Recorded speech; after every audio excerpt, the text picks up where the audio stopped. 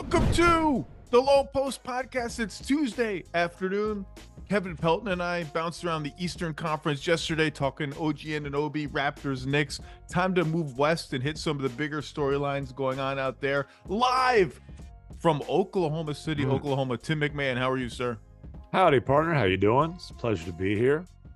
I am okay. I'm not as good as you because you are attending what to date may be the game of the year in the NBA. Oklahoma City hosting the Boston Celtics, the 26-6 Boston Celtics tonight in Oklahoma City. The previous game of the year was supposedly Oklahoma City, Denver, and Oklahoma City just destroyed the Nuggets on the road over the weekend. This is a game between the number 2 seed in the West, the number 1 seed in the East, two of the top 3 teams in net rating for the season. Given that it's already Tuesday afternoon, I don't want to preview it or anything like that, but you just returned from Oklahoma City shoot around. Anything of note, any interesting tidbits from the Thunder? Well, Zach, I'll tell you what, we'll see how this goes. My previous trip to Oklahoma City this year was to see the Thunder against the Nuggets for the first time, and the Nuggets won that game by approximately 73 points. So if it doesn't go well for the Thunder, I might be banned from another NBA arena. But the Thunder are obviously feeling good about the way things going, but this is such a Sam Presti programmed team, such a bunch of guys who are just focused on the work, stacking good days, blah, blah, every cliche you can think of. I asked Chet Holmgren, hey, what do you think you've proved this year? He says, I haven't proved bleep. I've played 30 games, still got a lot of work to do. And I think that it's quote unquote the right thing to say, but I also think that kind of sums up the way that the Thunder are looking at themselves.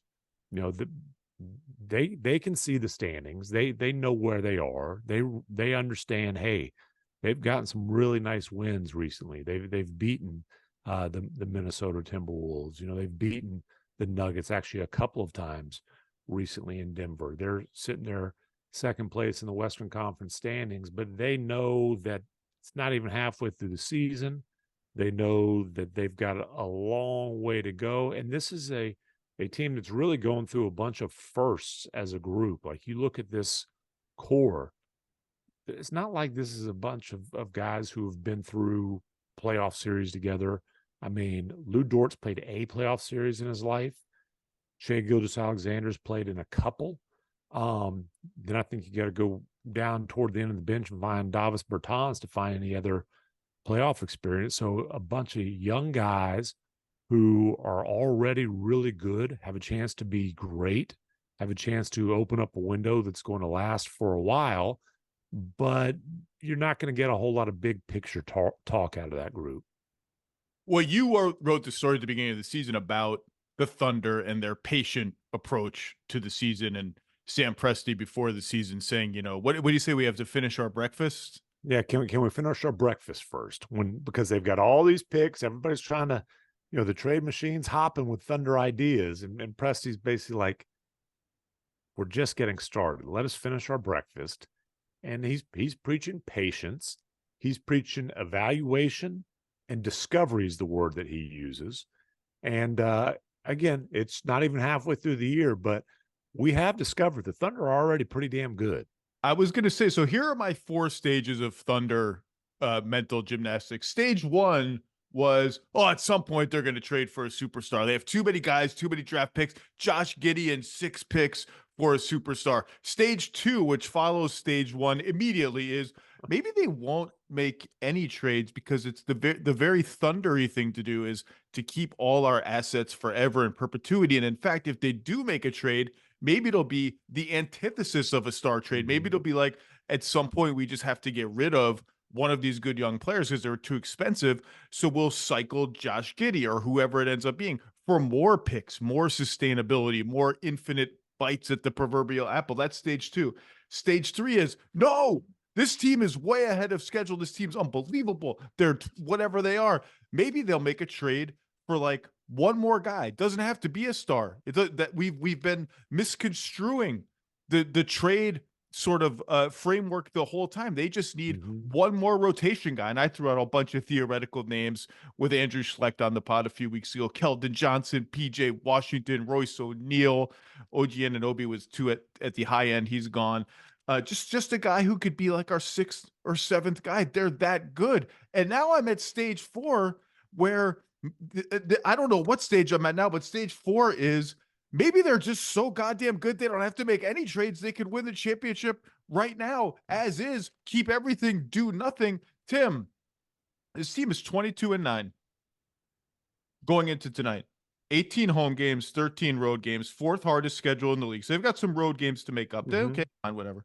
Sixth in offense, very quietly sneaking up second in defense behind only Minnesota.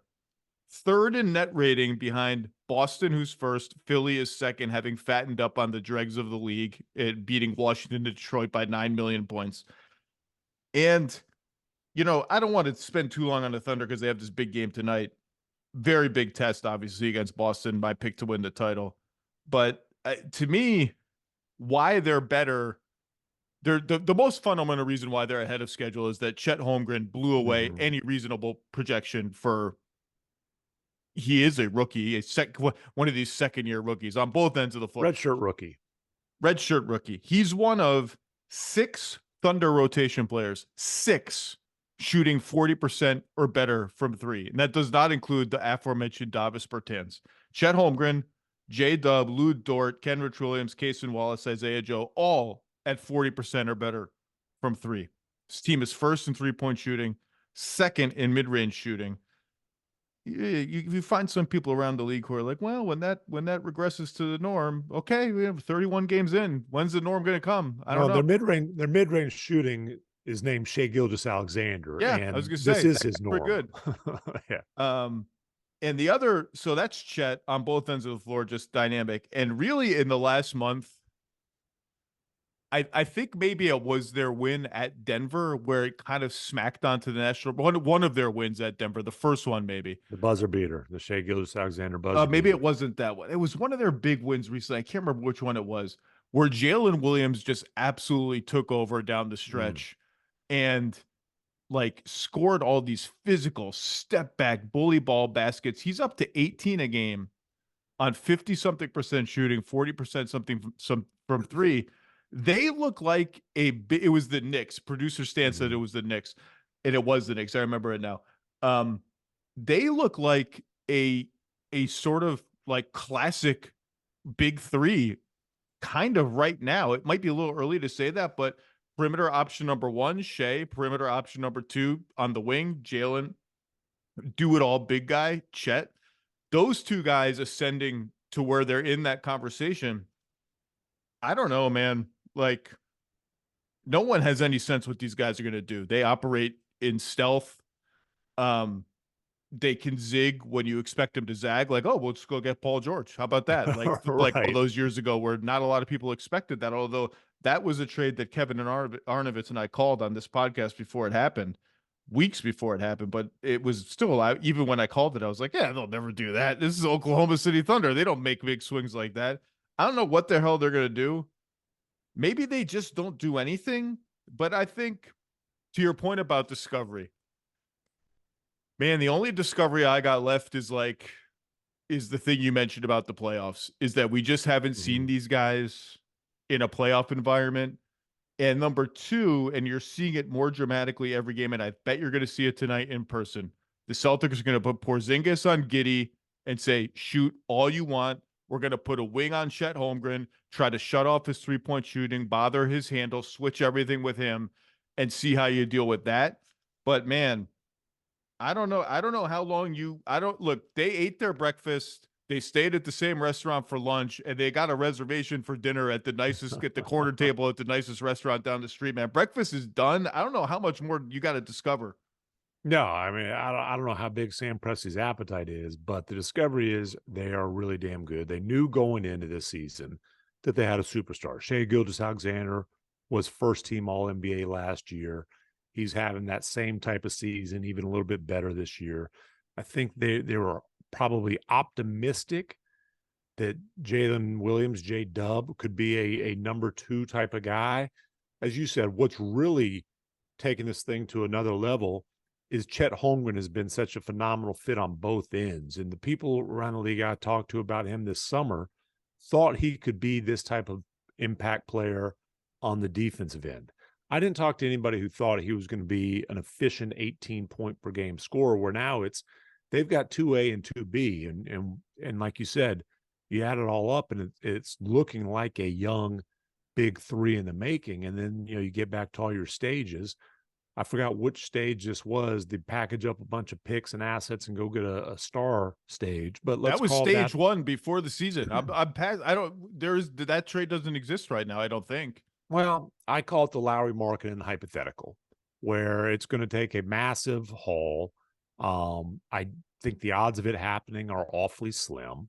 Because one, I don't think Utah's eager to give up marketing by any stretch. I think you're going to have to pay a Danny Ainge ransom type of price. And I don't think that the Thunder are in a spot where they want to do that. And the reason to do that, to me, is because, dude, you are in that contender range right now. The one thing the Thunder lack is size outside of Chet. You add a 7-footer who is a finisher, but not a creator. Finisher, no pun intended, but not a guy who needs the ball in his hands a lot. I think he would fit awfully well. Now, the problem there is if you're bumping Chet and J-Dub down in the pecking order a little bit, do you affect chemistry there? Do you affect just kind of not even like a pouting type of thing, but just the vibe around here? And then financially, SGA is going to be on a supermax contract, his next deal. Chet very well might be. I would say defense player of the year is certainly within his reach over these next couple of seasons. He has a case now. I don't think he wins it now. I don't know who I would vote for now. I think there's a few guys who have cases. He has I'm going to do my all-stars later this week, probably my tentative all-star picks. He's got a case for that, and he's got a case for defense player. The guy is just an absolute stud. Yeah, and so he's going to be minimum a max guy, potentially a super max guy. I think J-Dub, you probably have to figure he's going to be, as Wendy calls it, quote unquote, fun max. And then so do you want to bring in another guy who's going to have another huge, you start figuring the finances. So I think your stage 3 was role player. I call that the Dorian Finney-Smith hypothetical. Yeah, he was on my list of like the Nets are.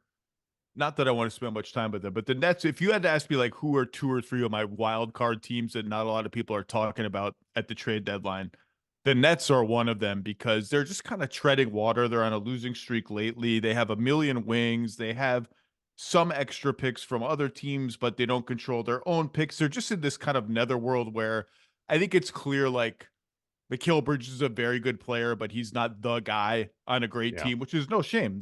There's not a lot of guys, and like you may not be able to ever get one. I just think there's a lot of different directions they can go. The simplest of which is, all right, we're not that good. Everybody wants big wings who can play the 4. What do you want for what can we get for Dorian Finney-Smith and or Royce O'Neal? Right. And I think there's an argument to be made for getting a bigger 3-and-D type of wing in here in Oklahoma City. But honestly, if you told me to try to predict what Presty's going to do, I don't think I would go with the last stage, that he's just going to let this group play this season, continue to evolve, continue to kind of see how they mesh together, how they fit together, let them get the test of the playoffs this year, see how it goes, and then figure going into next season, okay, what do we want to do at this point? He's definitely not in any kind of rush. There's no I don't want to say there's not urgency. There's not urgency to add to the mix, I would say. I'm not saying he won't do something if it's a smart move that makes sense, but Sam Presti's not sitting there. Those picks aren't burning a hole in his pocket. I can promise you that. Yeah, I mean, their top 3 guys, if it's too early to call them like a proven big 3, that's fine. I get that. Like Chet's played 30 games, whatever, in the NBA. That makes a lot of sense. I think, look, before over the summer, we were all kind of already talking, mapping out the future of this team, thinking Giddy feels like the piece that's kind of least Yep. certain among their top 5 or 6 guys. And like Dort's good, but how good is he? And the answer is if this dude shoots 40% from three like this, it's ridiculous how good he could be If in he terms shoots of a role player. 38%, I mean 38% for his defense as the fifth offensive option, you'll take that in a heartbeat. But I think it was like 5, 6 weeks ago. I don't remember who I had on, and I said this was before any of this buzz got out. I said, right, the one name, and I said I'm not saying Utah's taking calls, making calls. I'm not saying the phone is they're even answering the phone. I'm saying rival Mhm. executives from other teams are asking me about. They're starting to ask around about like could Lowry Markkinen be maybe get like what is Utah kind of doing? Like they don't seem very good. Like should we start calling? And then all this reporting came out later. Well, the Jazz are getting calls on Lowry Markkinen. Yeah. But what's happened in Utah since then is they're winning now. The Jazz They've are like won eight and 5 of three in their 6. last 11 games, and Lowry's back, and a lot of their losing was without him. They have kind of settled ish on a new starting lineup with Fontecchio and John Collins is now the starting five next to Markin and Sexton and Chris Dunn are starting at the guard spots. Like, I don't know if that matters, but they're no longer like in the bottom feeder group in the NBA. They're a competitive team, and they just blew the snot out of your Tim MacMahon, your hometown Dallas Mavericks in Utah last night. So that was the biggest swing in like one game against a couple opponents versus the other. In other words, it's an 87-point swing. The Mavs beat the Jazz by 50 last time they saw them, which was last month. This was a 37-point blowout the other way. That's the biggest swing according to our stats and info folks. I think they said in NBA history. But So to your point on marketing, though, the reason why I focused my get a bet overpay for a role player Thunder trades on like PJ Washington, yes, Keldon Johnson was I look everyone knows they need like if they get Jokic or Embiid like Chet Holmgren is dead, are they going to play big Jalen Williams? Yeah, you can always go get it. Yeah, I guess you get another center. I'm more interested in wings, fours, yeah. that kind of player. And Markkinen is just like as a shooter who fills it up and can beat mismatches up. Like you fit him right in there. This team becomes real scary. But like you said, I don't know where the hell Utah is on that, and if they're winning, that Well, complicates it. what I would say about Utah is number one, Utah is not motivated to shop Lowry Markkinen, Oh no, that's never. right? But no one ever even Right. mentioned that. Right. Just to be clear, just be clear. And it would take again a Danny Ainge type of ransom. So look at a Donovan Mitchell return, look at a Rudy Gobert return, like that kind of package. I think to really get them to listen. But I don't think winning 5 out of 6 games. Matter Oh, of fact, Danny, yeah, no, they're not. that's That's not not going to that. change their long term No, thinking. that doesn't alter the way Danny Ainge is thinking about uh, the Jazz that are still very early in a rebuild. I do have an important Jazz related question for you, Tim MacMahon. You and I are now older than the average NBA fan, older than certainly the average NBA social media user. People sometimes conflate age with having old school traditional views on things. I don't view myself that way, but I want to ask you, Tim MacMahon, did you have any strong feelings about Jordan Clarkson with the assistance of Will Hardy last night chasing the first triple double in Utah Jazz franchise history since 2008, I think it was, since Carlos Brother, Boozer was on the team, chasing it in a chasing the 10th rebound in a blowout against the Mavericks. Did you feel like it broke a code? oh my God. First of all, I'm an NBA reporter based in Dallas. Chasing triple doubles does not bother me. Uh-oh. Okay. I'm an All NBA right. reporter. I'm an NBA reporter sitting in Oklahoma City right now. Okay. There have been some triple doubles that have been chased in Oklahoma City. Chasing a triple double does not bother me. No, no. And I especially loved when it. it had been 5,800 days, asterisk, Ricky Rubio had one in a playoff game. 5,800 days between regular season triple doubles for the Utah Jazz. I did not mind Jordan Clarkson chasing that one iota. I You know, loved the it last time they played, I mentioned that's the night that Luka had a 25-point triple-double by halftime. in the first half. I know. Yeah. I loved it. It was fun. Chasing the rebound is is the least offensive of the three categories to hunt. Unless you do the Ricky Davis, which is a whole different thing. But if it's like you're over hustling, that's fine. Like maybe you're rooting for your teammates to miss so you can get an offensive rebound. And then there's also the uncouth. teammates boxing out for you. You know, Yeah. the old Steven Adams. And you know what? You know what really won me over?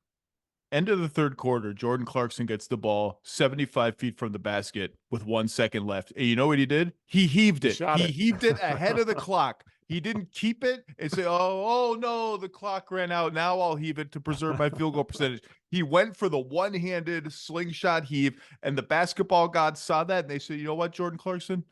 Go get a triple-double. We don't care. All right, let's change topics. From an ESPN programming perspective, the biggest story in the Western Conference currently is that the Los Angeles Lakers are a 500 team through 34 games. They have slumped after winning the in-season tournament. And boy, Tim, as I joked on today's episode of the Lowe Post podcast, it really, I mean, the in-season tournament, it just I don't know when the expiration date comes on when the Lakers can stop referring to the hardship of playing in the in-season tournament as an explanation for their slump. But it passed for the Pacers. It passed like 2 weeks ago. They stopped talking about it. It just started winning some basketball games. But the Lakers are 17-17. Changed their starting lineup. Jared Vanderbilt in, D'Angelo Russell out.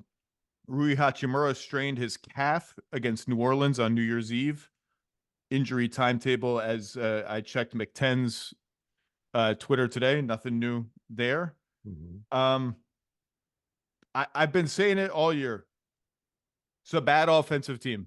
I like every time we talk about the Lakers on TV, which is every day, I tell the producers, I'm sorry, I don't have that much more to say. The Lakers are 23rd in offense. They're not going to do anything serious if they're 23rd in offense. And here's what has happened to them. Their defense has slid a little bit from elite to just good, which if you're 23rd in offense, just the margins get a little smaller and smaller. And some of the things, we know they're a bad shooting team. They don't take threes. They don't make threes. They got no lasers. They had no lasers last year. They didn't get any lasers this year. No sharks with lasers on their heads. No lasers at all. They now are just 9th in free throw rate, which, you know, for them they were 1st or 2nd last year. Below average turnover rate. For them, that's not very good. 28th in offensive rebounding. 17-17, despite the fact that LeBron's played almost the whole season, AD's played almost the whole season. I will submit to you, I'm not sure how many 10-game stretches Anthony Davis has ever had that are better than he's playing right now. His all-around game right now, he's averaging 30 a game over his last 10 or 12 games, but just the rebounding, the shot blocking, the defense, the ball movement, like he is playing sensationally well, and yet they're 17-17. What do you make of this? What's wrong with this team? Well, one recommendation I would have is to put your third best player in the starting lineup. The point to me of getting Austin Reeves out of the starting lineup and putting him in that 6-man role was to separate him from D'Angelo Russell. If you've benched D'Angelo or are bringing D'Angelo Russell off the bench, then get Austin Reeves back in the starting lineup, and then you've got your 3 best players who I do think he fits with LeBron and AD, and you got your 3 best players playing together with a couple of role players in that case. But you know what, though? I think that Rob Pelinka made a massive mistake last year just before the trade deadline.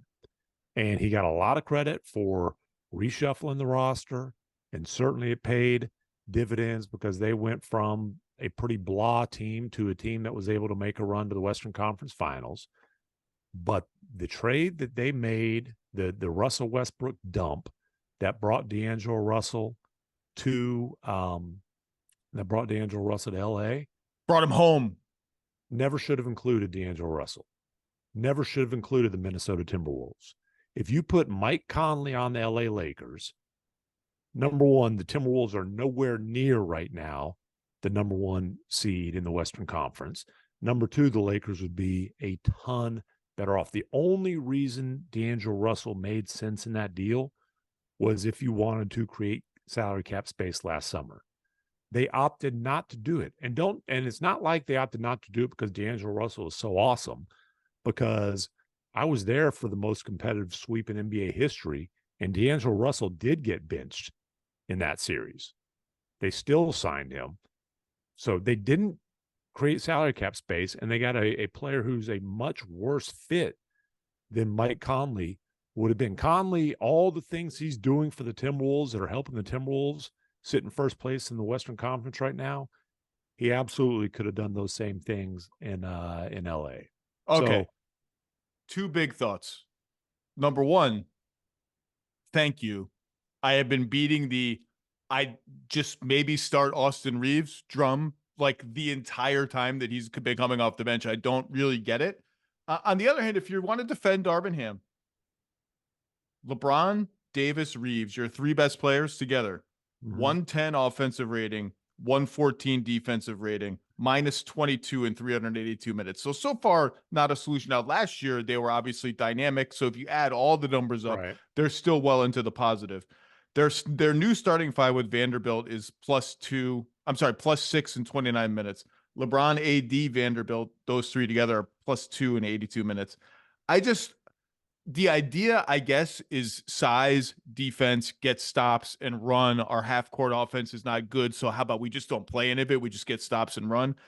I have to say, I hate this lineup adjustment. We just saw Jared Vanderbilt get played out of the playoffs. It just happened. Yeah. So we already know when games matter against good teams, we can't play him with our best players because his guy is just going to be sitting in the paint the entire game.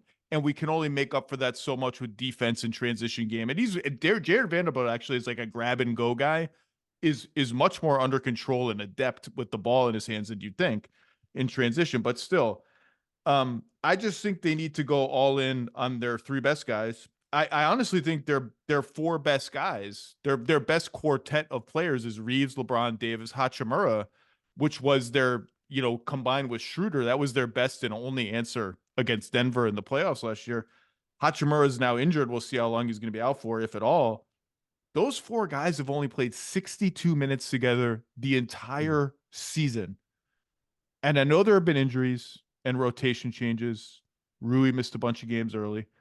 For those 4 to have played 62 minutes across 9 games, that's it. I just don't understand how that's possible. I hate the lineup change. I don't think it will work. And I will just keep saying this. They are not going anywhere with a bottom. Their offense is the same as the Wizards' offense. The Wizards of Washington. Same Fighting offensive Kuzmas? rating. Same offensive rating. You're not going anywhere serious. You can win a playoff series. By the way, we keep doing this on NBA Today. Are the Lakers contenders? How about, are the Lakers going to make the playoffs? I hate the only thing I will say. It's like I'm yelling at the Bruce. Like, guys, have you seen the standings? I know, 10th. But the one thing I will say is I chuckled at the same conversations last year. I believe there was even I think you were part of maybe you weren't part of the panel, but no, you weren't.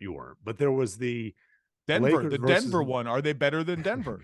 Yeah, and the whole panel would have said they'd take the Lakers over the Nuggets in a playoff series. That was about this time. Tim, that was the day they called me and said, "Can you come on the show and explain why that's crazy?"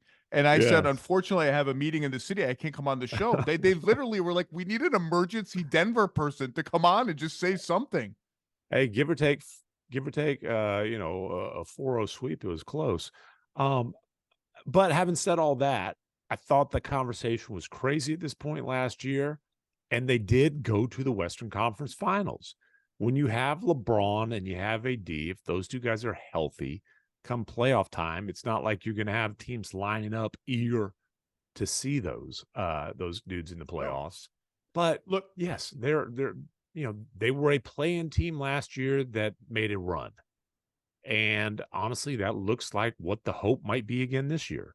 And look, I had them in my second tier of contenders this year. They've been worse than I expected. Like I was wrong about them relative to my preseason expectations. If you had told me LeBron and AD were going to play at all-star, all NBA levels almost the entire season through 34 games and they'd be 500, I would have said, "Ooh, that's kind of alarming." Like I would expect them Yeah. to be, 21 and 13 or something like that. Um, Look, their defense can reach a ceiling where you can win you can get through the play-in and win a playoff series with a bottom 7, 8 offense. You're not getting through this West 2, 3, 4 rounds, whatever it is, with an offense this bad. And it's just if it continues like this, it's just it's gonna the pressure for them to make a trade is gonna build. If we flash forward 3 weeks and they're still 500, and they've got a bunch of home games coming up, they've played a way more road games than home games, but it's not like their home games are easy. They have Miami, Memphis, Clippers, Raptors, Suns. Then they have Bulls and Blazers after a little road jaunt, but then Dallas, Oklahoma City. It's not like these are easy home games. They're home, but they're not easy. I mean, Toronto, maybe we'll see. Um, like I don't I've never gotten the sense like their whole thing has been, dating to last summer and all the Kyrie stuff. Like, no, we want to build it from within. We want Yeah. flexibility. We want mid-sized salaries. We don't want three gigantic salaries. I know this, like and that's the sense I've continued to get this year tepidly. Like it's more we want to see our team give us time before the trade deadline before we dive off any diving boards. But like I've never sensed an eagerness to go get a Zach LaVine, for instance. Now that's a massive contract on a guy who's injured right now. But look, I know this. Like you don't got many seasons left with LeBron James. Like there will be pressure in a month Mm-hmm. to cash in something with this season if they conclude this team just isn't good enough. And unless the offense perks up, like they're not good enough right now. Yeah, and LeBron put a ton of pressure on them last year, and they did do things to make the roster better. They didn't make the trade that he wanted. I mean, he was clear as could be that he wanted Kyrie Irving. I was surprised that they made not even a half-assed effort to test the waters on Kyrie Irving this summer. And look, I don't know. They wouldn't have been able to get to the number that the Mavericks put on the table. I don't know if Kyrie at a lesser number that was somewhat in the ballpark would have even listened. We'll never know. And then you can get into the whole conversation about the risks of relying on Kyrie from durability standpoint, et cetera, et cetera. I can tell you this: they're not going to be one of the worst offenses in the NBA if he was on that roster. And I want to also give you props for this. I was I was having a conversation a few days ago, just shooting the what with a front office guy from another team, unrelated to any of these teams, about trades and this and that. And he said to me, "I got a question for you. It's been on my mind." I said, "What?" He said, "How come nobody talks about like why isn't Mike Conley just on the Lakers?" And I said, Seriously. "What do you mean?" He said, "Well, like they didn't need the Timberwolves to be in that trade. No. That could have been a two-team trade." And I said, it's funny you mentioned that because I've been thinking a lot about that trade from the Minnesota angle. At the time, we thought about it from the Russ. What does this mean for Russ? Oh my God, they Yeah. divested themselves of the Russ disaster. That trade is an absolute, not under the radar, but not discussed enough at the time, masterstroke from Tim Connolly. Like that changed the entire Timberwolves team. As you said, they Mm-hmm. are not having this season with Mike with D'Angelo Russell as their point guard. They're not number one in the West. No. Like and to like actually my biggest I don't not that I'm anxious, but like the biggest question I have about the Wolves now is as a playoff, like a real playoff team, because the pressure's Right. gonna be on now. Like you ain't the eighth seed coming through the play-in tournament. Pat Bev standing on the scorers table, like all that stuff is over. You're going to be the No, number one. no parades for the play-in win. No, sir. You're gonna be the number 1 or 2 seed. Like there's gonna be expectations now. Carl Downs, you foul out of the first 2 playoff games, it's gonna be a hellstorm of pressure. It's not gonna be like, you were underdogs anyway. And my biggest question is not Gobert and small ball and defense and all that stuff. It's Anthony Edwards and Karl Towns with the ball in their hands, Mhm. what percentage of time are they making the correct decisions? Now, Ant, that's just about like, do you overshoot? And sometimes that's going to be okay because he's so goddamn good. With Towns, that's like he's been wild and turnover prone in a lot of playoff games. And that's when I keep coming back to Conley. Boy, thank God he's there to settle them down and make the right decision every single time. And if he weren't there, that question would be louder and their record would be worse. That trade totally changed the Timberwolves. And to your point, I think Mike Conley could just be on the Lakers and they'd be better. Like Oh, if they tried to swap point guards right now, the Timberwolves wouldn't even consider it for 1 second. no, absolutely not. The Timberwolves were ecstatic about that trade. And when you're around the Wolves now, the word you hear the most is maturity. And like this team's grown up, this team has matured, et cetera, et cetera. That's a short way of saying we've got Mike Conley now at point guard instead of D'Angelo Russell. And Conley is absolutely the big brother in that locker room, but this is about more than being the big brother. Like you said, this is about a guy who, when things are going haywire, can get them organized, can get the ball and get them organized, but he doesn't need the ball in his hands. He's more than fine playing off of Ant, spotting up. He's a great catch and shoot guy. It's about a guy who has experience playing with Gobert. They're in Utah and again in Minnesota, their numbers as a tandem are phenomenal. He's a guy who knows how to run pick and roll with Gobert, when he wants the ball, when he needs the ball, just to kind of, here's a treat, big fella. Keep on hustling, keep on protecting the rim, keep Well, running the you floor, keep watch their setting games. screens. You mentioned out of whack or whatever. Anytime it gets a little tight, and maybe Ant has taken like one mid range or too many, or Karl Towns just threw a hook pass to nobody. You watch the next possession is called, scripted, or Mike calls it a Mike Conley, Rudy Gobert empty side pick and roll, either side of the floor because Mike is ambidextrous basically, Mhm. and we'll play out of that every time. Um, so it's a very I just don't like this new Lakers starting five. I don't like it. It's not the change I would have made. And I also don't believe in subtracting a ball handler around LeBron James and putting so much onus on him to handle the ball. Like there's just too much. There's like, they're calling like pick and rolls for Cam Reddish to initiate sets now. I don't want any of that. Bring me Austin Reeves into starting five. Okay. Next big West. LeBron's only 39. Just turned 39. Happy birthday. He's old. He's getting old by NBA standards. I don't know if you've heard him, but everything he does is unprecedented for a player of his age. It really is incredible. I don't mean to snark at it. It's incredible. 25, 7 and 7. Just shooting 59% on twos, 38% on threes. Cooled off a He little bit, but still he LeBron is James. he's still an all NBA player. Like, Oh, no no question. doubt. Like he's steps ahead of 95% of the players in the league and just processing what's going on the floor and mapping out an offensive possession from 6 steps ahead. I mean, we all Well, know this. he's also more athletic than the vast majority of the guys in the league still. And I'll tell you He's what, still a 6'9", 200, whatever, 70-pound freight train when he gets the ball in and transition. he does the flex. Oh, I'm going to incorporate that into my pickup routine, the flex. I This don't thing. think it would have the same effect. No, it would in fact be mocked, and that's fine. But like he can do it all he wants. I mean, he's 39 years old. He's running dudes over. Okay, the next big story in the West: Bradley Beal, Kevin Durant, and Devin Booker have played some games together, and that streak ended already last night Yeah. against the Portland Trailblazers. But the Suns have won 4 in a row. They're 18 and 15.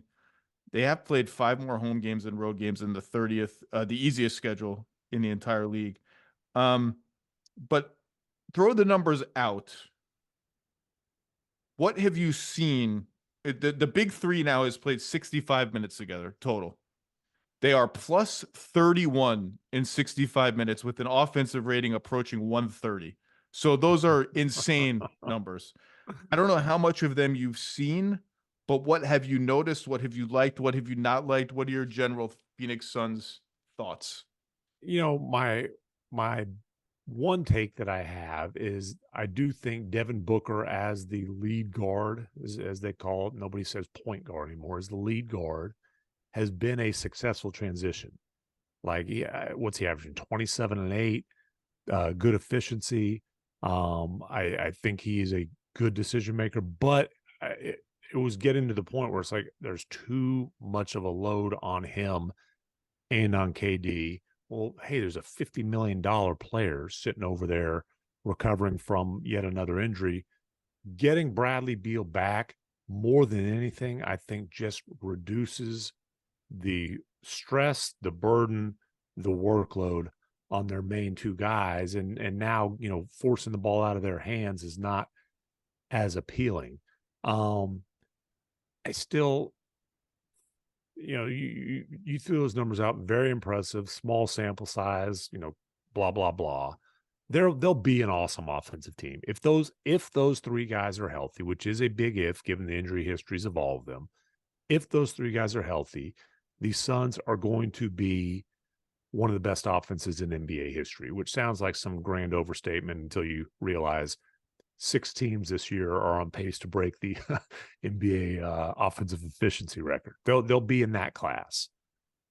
I don't know that this team's going to be good enough defensively to make a deep run.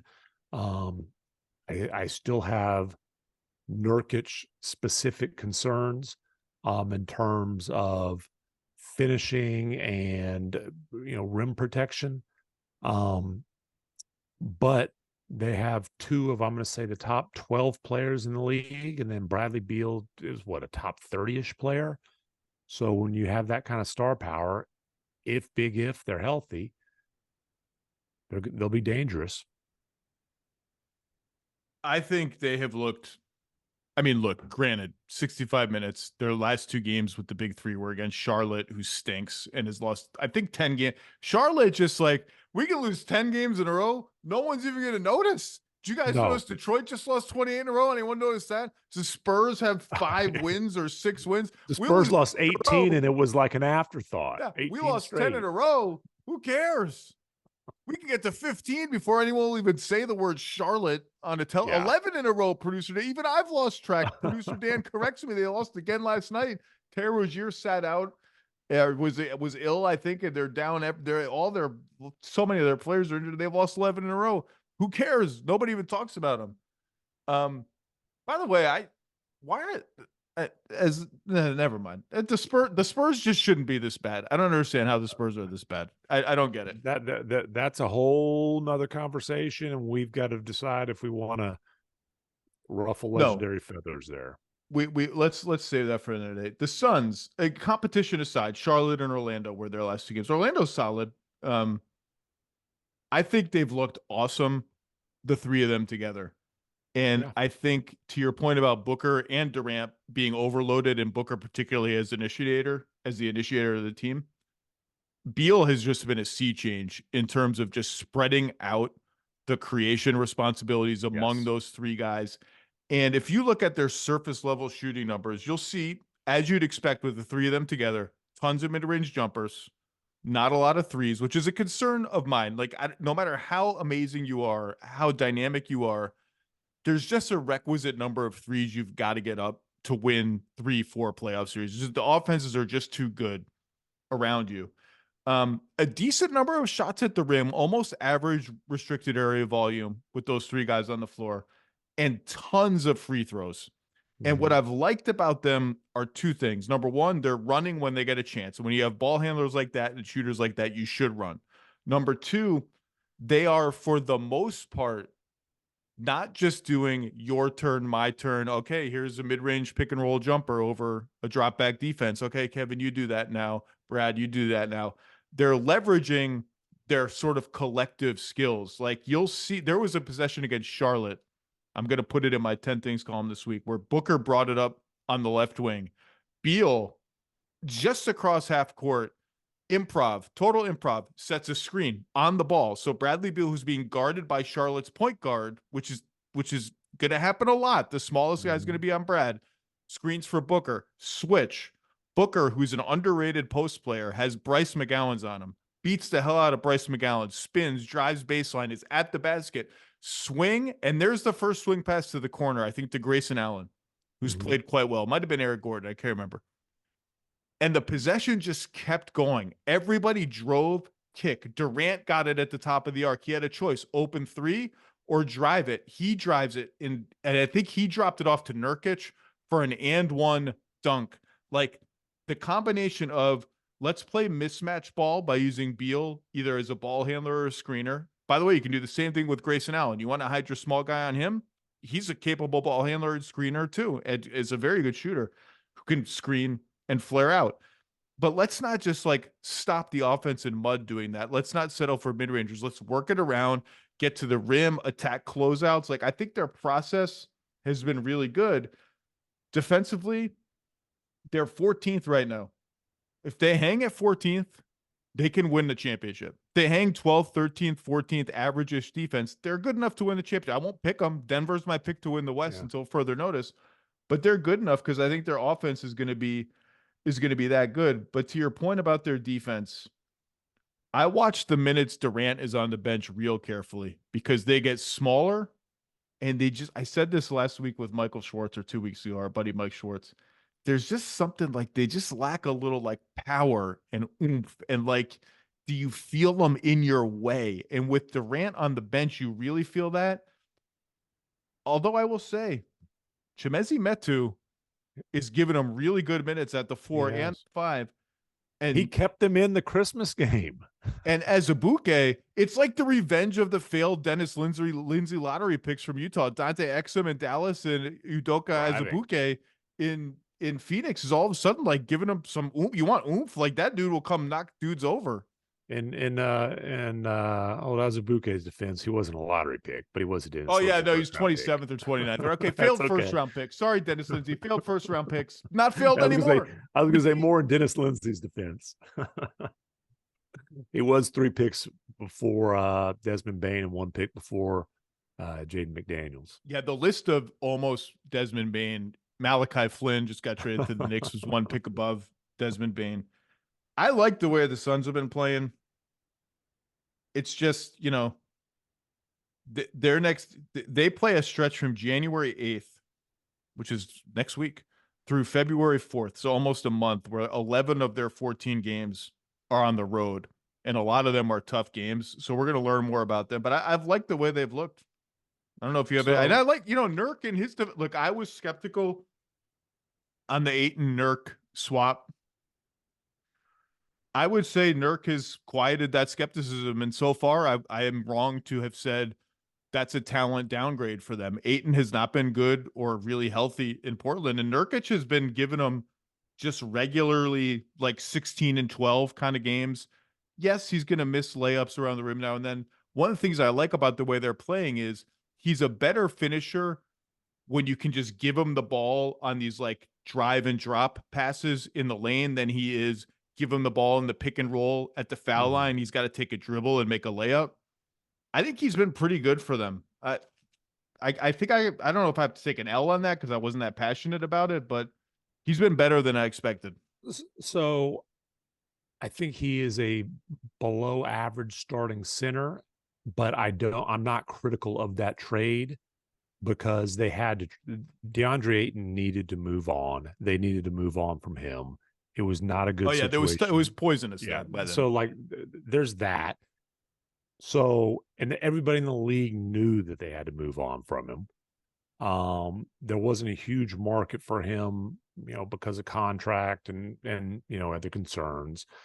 And they did get Grayson Allen, who is a very important player for them.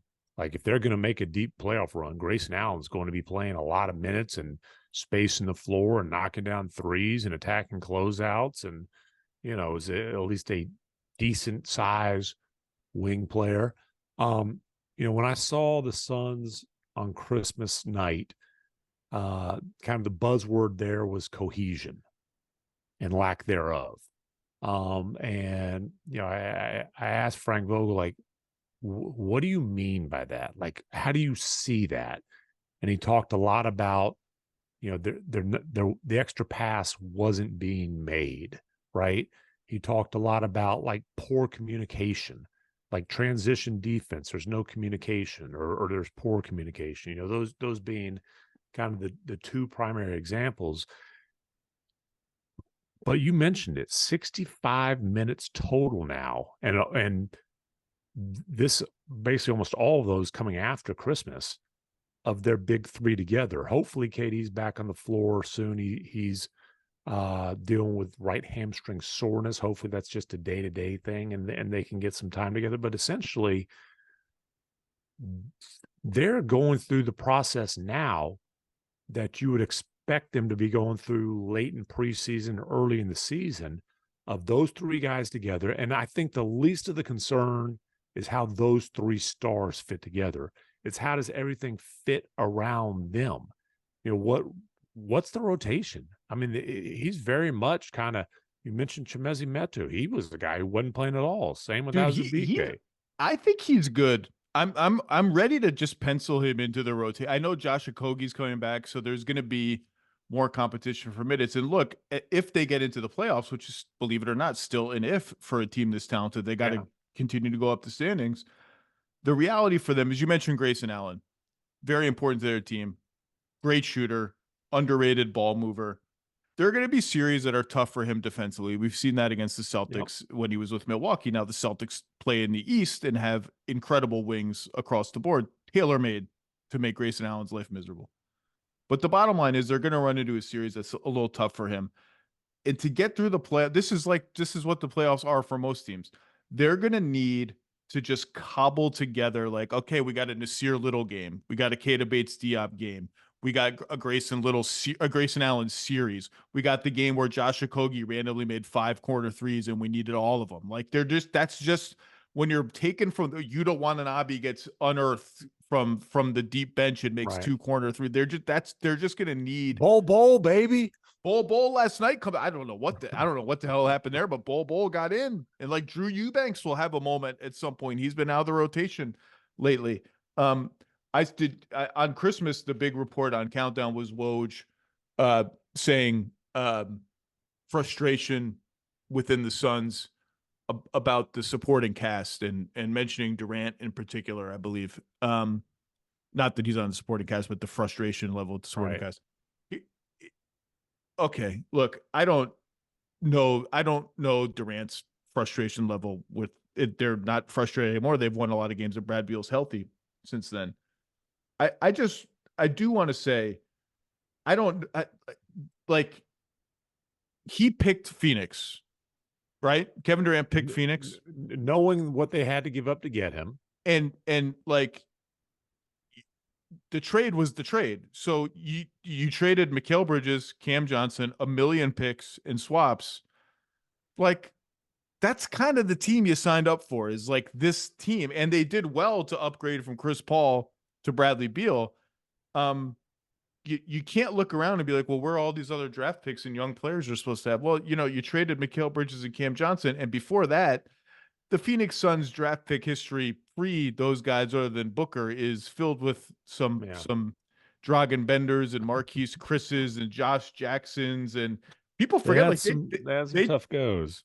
They traded a first round pick for Landry Shamet too. They traded I think it became Day'Ron Sharpe, and like, this is the team, man. And I heard Simmons say on his podcast, Bill Simmons, that Durant, he had this whole thing, Durant just has to make it work in Phoenix.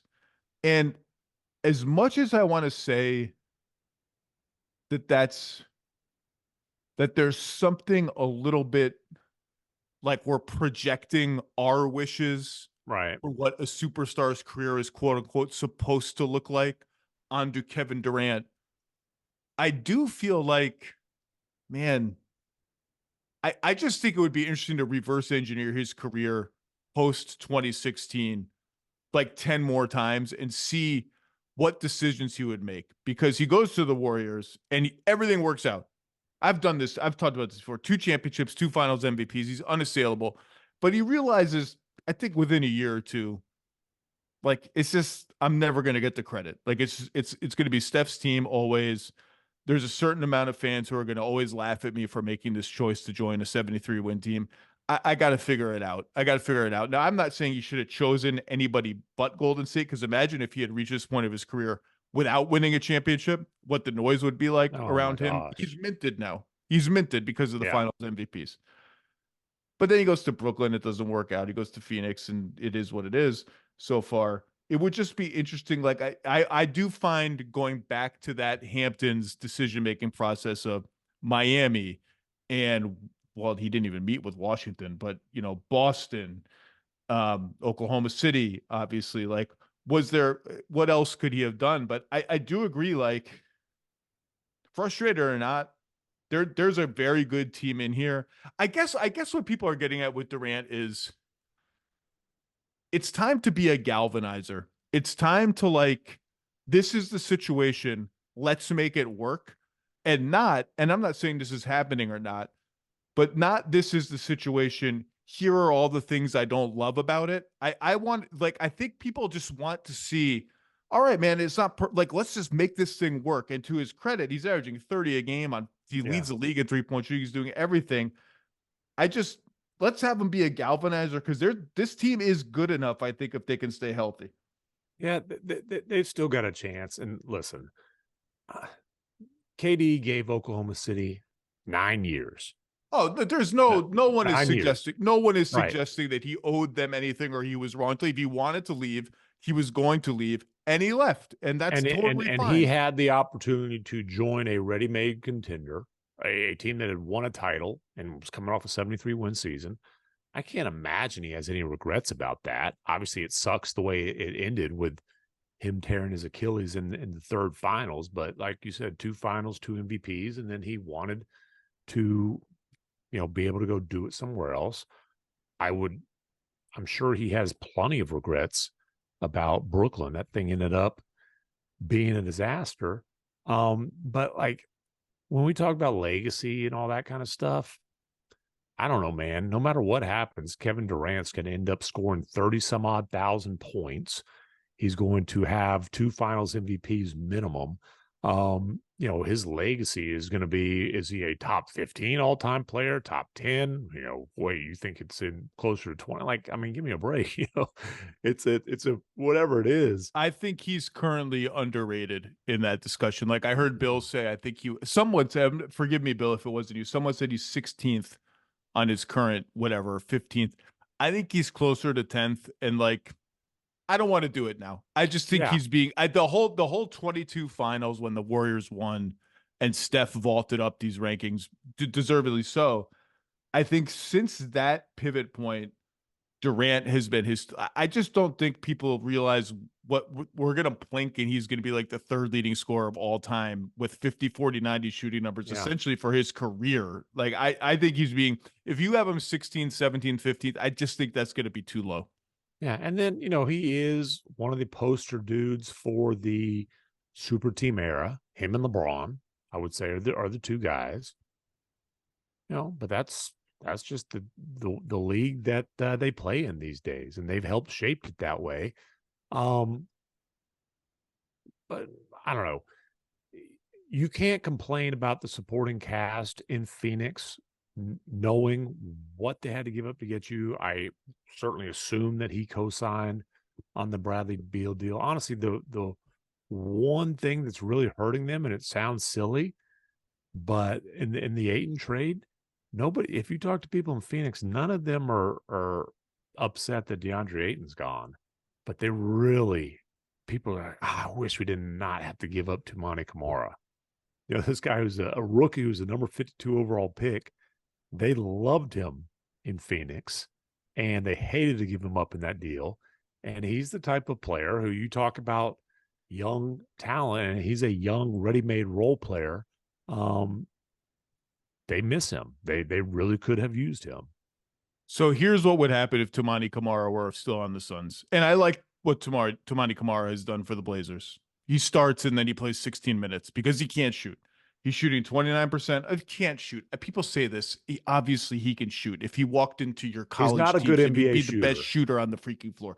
He's shooting 29% from three, 41% overall, and nobody guards him. And so for as much Tamani Kamara regret as there might be, he would be falling in and out of the rotation where he's still on the Phoenix Suns. It is interesting you mentioned DeAndre Ayton, and I just went through all the draft, ups and downs of the Phoenix Suns, that so much has happened with their franchise, good and bad, in the last 5 years, that as you list out all these, like the last 10 years of their drafts and this and trades and this, and they get Chris Paul, they make the finals.